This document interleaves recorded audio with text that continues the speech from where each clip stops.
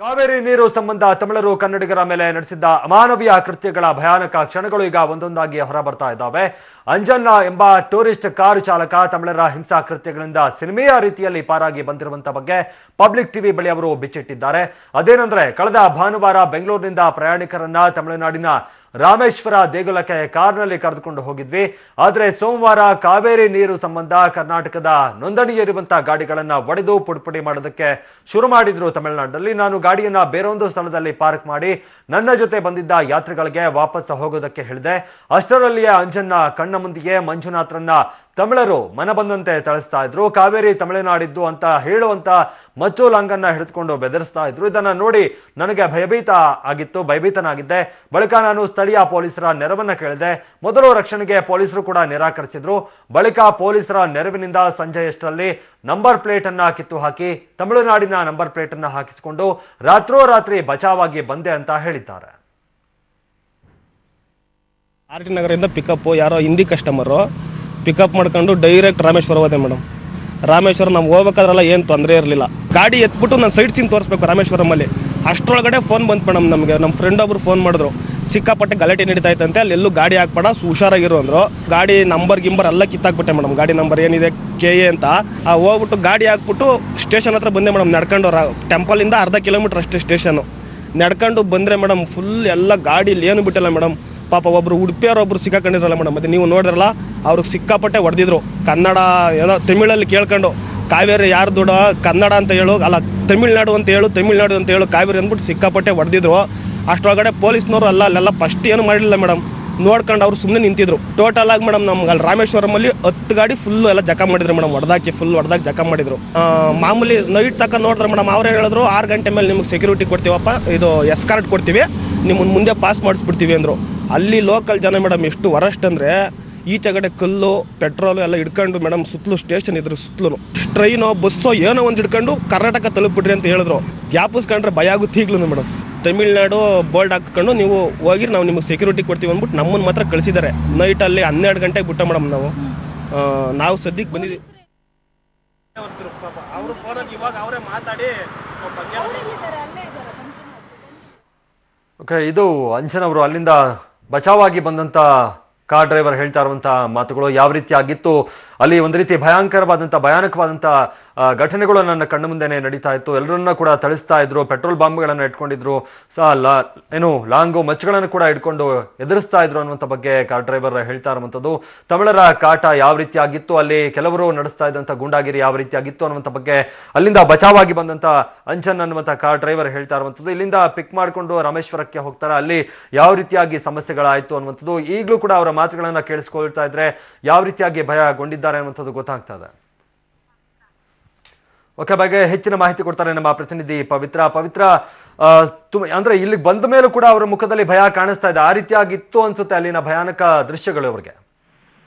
ಖಂಡಿತ ಮಹೇಶ್, ಕಳೆದ 2 ದಿನಗಳಿಂದ ಅವರು ತಮಿಳುನಾಡಿನಲ್ಲಿ ಸಾಕಷ್ಟು ಪರದಾಟ ಪಟ್ಟರು. ಕೇವಲ ಅಂಜನ್ ಮಾತ್ರ ಅಲ್ಲ, ಇನ್ನೂ ಕೂಡ 7 ಕನ್ನಡಿಗರು ಅಲ್ಲಿ ಸಿಲುಕಾಕೊಂಡಿರುವಂತದ್ದು. ಈಗಾಗಲೇ ಅಂಜನ್ ಹೇಳಿರುವಂತೆ ಅವರು ಯಾವ ರೀತಿ ಎಸ್ಕೇಪ್ ಆದ್ರು ಅಂದ್ರೆ ಕರ್ನಾಟಕದ ನೋಂದಣಿ ಇರುವಂತಹ ಕಾರ್ನ ನೇಮ್ ಬೋರ್ಡ್ ಏನಿದೆ ಅದನ್ನೇ.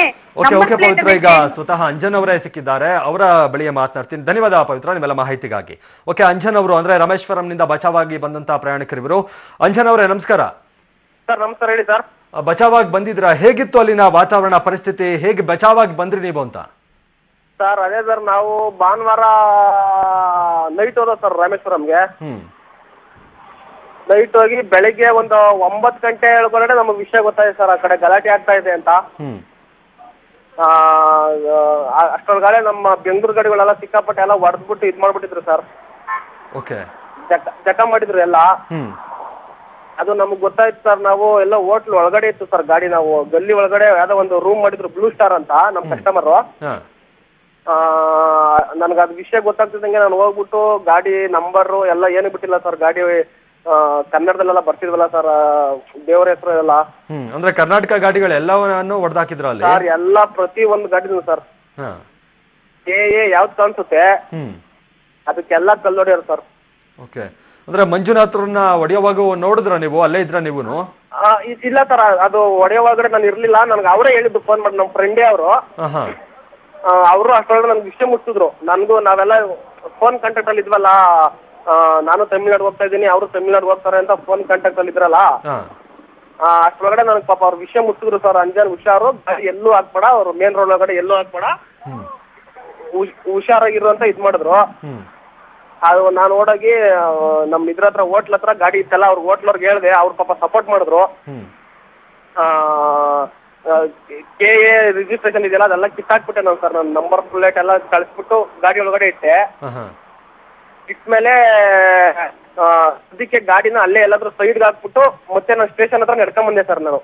ಅಂದ್ರೆ ಪೊಲೀಸರು ಸಪೋರ್ಟ್ ಮಾಡಿಲ್ಲ ಅಂತಾರೆ. ಅಂದ್ರೆ ಪೊಲೀಸರು ಏನ್ ಹೇಳಿದ್ರು ನೀವು ಸಪೋರ್ಟ್ ಕೇಳಿದಕ್ಕೆ ಅಂತ? ಸರ್ ಅಲ್ಲಿ ಸಪೋರ್ಟ್ ಅಂದ್ರೆ ಏನ್ ಗೊತ್ತಾ ಸರ್, ನಾನು ಫಸ್ಟ್ ಬೆಳಿಗ್ಗೆ ಒಂದು 10:30 11 ಗಂಟೆ ಒಳಗಡೆ ಸ್ಟೇಷನ್ ಹತ್ರಕ್ಕೆ ಹೋದೆ. ಅಲ್ಲಿಗೆ ಹೋಗೋ ಅಷ್ಟೊಳಗಡೆ ನಮ್ದು ಕರ್ನಾಟಕ ಗಾಡಿ ಒಂದು 10 ಗಾಡಿ ಅಲ್ಲೇ ಇತ್ತು ಸರ್, ಸ್ಟೇಷನ್ ಒಳಗಡೆ ಇತ್ತು, ಎಲ್ಲ ಹೊಡೆದಾಕ್ಬಿಟ್ಟಿದ್ರು ಸರ್ ಗಾಡಿನ. ಒಂದೇ ಒಂದು ಗಾಡಿ ಮಾತ್ರ KA 14 ಅಂತ ಒಂದು ಶಿವಮೊಗ್ಗ ಗಾಡಿ ಮಾತ್ರ ಹಂಗೆ, ಅಂದ್ರೆ ಅವರು ತಪ್ಪಿಸ್ಕೊಂಡ್ ಬಂದಿದ್ರು ಒಳಗಡೆ, ಸ್ಟೇಷನ್ ಒಳಗಡೆ ಅವ್ರ ಒಳಗಡೆ ತಪ್ಪಿಸ್ಕೊಂಡ್ ಬಂದಿದ್ರು. ನಾನು ಹೋಗ್ಬಿಟ್ಟು ನೋಡ್ದೆ, ಎಲ್ಲ ನೋಡ್ಬಿಟ್ಟು ಸಿಕ್ಕಾಪಟ್ಟೆ ನಮಗೂ ಭಯ ಆಗೋಯ್ತು ಸರ್. ಏನಪ್ಪ ಹಿಂಗ್ ಮಾಡಕ್ಕಿದಾರಲ್ಲ ಅಂದ್ಬಿಟ್ಟು ಏನು ಬಿಟ್ಟಿಲ್ಲ ಸರ್, ಗ್ಲಾಸ್ ಪೀಸ್ ಎಲ್ಲ ಹೊಡೆದಾಕ್ಬಿಟ್ಟಿದ್ರು. ಅಷ್ಟೊಳಗಡೆ ಒಬ್ರು ಉಡುಪಿ ಡ್ರೈವರ್ಗೆ ಒಬ್ರು ಹೊಡೆದಿದ್ರು.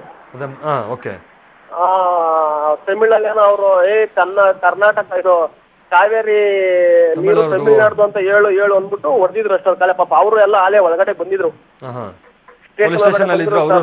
ಹಾ ಸರ್, ಅವರು ಇದ್ರು ಸರ್, ಖಂಡಿತ ಅವರು ಇದ್ರು. ನಮಗೂ ಭಯ ಆಗೋಯ್ತು ಸರ್, ನೋಡ್ಬಿಟ್ಟು ಏನಪ್ಪ ಹಿಂಗ್ ಮಾಡ್ಬಿಟ್ಟಾರಲ್ಲ, ನಮ್ ಕತೆ ಹೆಂಗಪ್ಪ ಅಂತ ಹೇಳ್ಬಿಟ್ಟು ಸಿಕ್ಕಾಪಟ್ಟೆ ಭಯ ಹೋಗಿತ್ತು ಸರ್. ಕಸ್ಟಮರ್ಸ್ ಗಾಡಿಯಲ್ಲಿ ಏನ್ ಹೋಗಿದ್ದಾರೆ, ಕಸ್ಟಮರ್ಸ್ ಅವರೆಲ್ಲ ಲಾಡ್ಜಲ್ಲಿ ಇದ್ರು ಸರ್, ಮಾಮೂಲಿ ಹೋಟ್ಲ್ ಮಾಡಿದ್ರಲ್ಲ. ಅಲ್ಲ, ಎಷ್ಟ್ ಜನ ಇದ್ದಾರೆ ಅಂತ ಅಂಚನ್ ಅವ್ರೆ? ಇನ್ನೂ ತುಂಬಾ ಜನ ಇದಾರ ಅಲ್ಲಿ ಕನ್ನಡಿಗರು ಪ್ರಯಾಣಿಕರು? ಖಂಡಿತ ಇದ್ದಾರೆ ಸರ್. ನಾವು ಬೆಳಗ್ಗೆ ಒಂದು 3 ಗಾಡಿ ಬಂದಿದ್ದೀವಿ ಅಷ್ಟೇ ಸರ್. ಒಂದು ಬಸ್ ಬಂದಿದೆ, ದೊಡ್ಡ ಬಸ್ ಒಂದು ಸೇಫ್ಟಿ ಆಗಿತ್ತು ಸರ್, ಅದೇನೋ ಡ್ಯಾಮೇಜ್ ಆಗಿರ್ಲಿಲ್ಲ. ಆ ಗಾಡಿ ಒಂದ್ ಕಳ್ಸಿದ್ರು, ಮತ್ತೆ ನಮ್ದೊಂದು ಗಾಡಿ ETS ಟೊಯೋಟಾ ETS ಅದೊಂದು ಗಾಡಿ ಒಂದ್ ಕಳ್ಸಿದ್ರು. ಆಮೇಲೆ ಒಂದು ಅದೇ ಕೇಳಿದ್ನಲ್ಲ ಸರ್, KA 14 ಶಿವಮೊಗ್ಗ ಗಾಡಿ. ಅಂದ್ರೆ ಎಲ್ಲದಕ್ಕೂ ನಂಬರ್ ಪ್ಲೇಟ್ ಚೇಂಜ್ ಮಾಡೇ ಕಳ್ಸಿರೋದು ಈಗ? ಖಂಡಿತ ಸರ್, ಎಲ್ಲಕ್ಕೂ ನಾವು ತಮಿಳ್ನಾಡು ಅಂತ ಹಾಕೊಂಡ್ ಸರ್, ಇನ್ನೇನ್ ಮಾಡೋದು ಸರ್. ಅವರು ಪೊಲೀಸ್ನವರೇ ಸಪೋರ್ಟ್ ಮಾಡಿದ್ರು, ತಮಿಳ್ನಾಡು ಅಂತ ಹಾಕೊಂಡ್ ಹೋಗಿ ಅಂತ. ನಾವು ಎಲ್ಲೋ ಬೋಲ್ಟ್ ಅಲ್ವಾ ನಮ್ ಗಾಡಿ, ಮಾಮೂಲಿ ಇದು ಟ್ರಾವೆಲ್ಸ್ ಗಾಡಿ, ಅದಕ್ಕೆ ನಾವು ವೈಟ್ ಬೋಲ್ಟ್ ಮಾಡ್ಕೊಂಡ್ ಬಂದ ಸರ್.